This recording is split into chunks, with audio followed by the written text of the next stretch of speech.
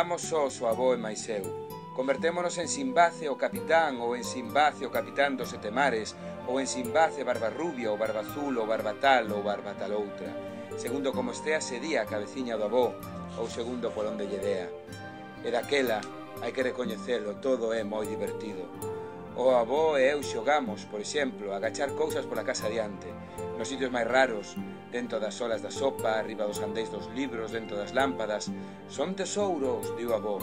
Hai que debuxar un mapa para que non se nos esqueza onde os soterramos. E o avó dime que os filibusteiros, eses malos malísimos que eu non sei quen son, pero que está claro que son malísimos, que os filibusteiros, dicía, teñen atrapado, e daquela eu collo o meu barco, a outra cadeira, e navego ata a súa illa, remando polo salón adiante, arrastrando o cu polo chan, e salvo.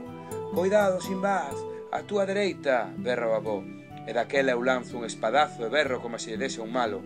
E o avó, sempre desde a súa cadeira, porque non pode moverse moito, dime: Sinbad, prenderon os filibusteiros. Eu vou e pego un chimpo fabuloso desde a miña illa, de cadeira a cadeira, choutando como a Spiderman polo aire. Xa dixen que isto fago cando non está a miña nai, que senón e libero, e pasámolo moi ben. E así eran as cousas ata aquel día de febreiro, ata aquel domingo triste, cando todos nos erguemos para almorzar, e o avó xa non estaba con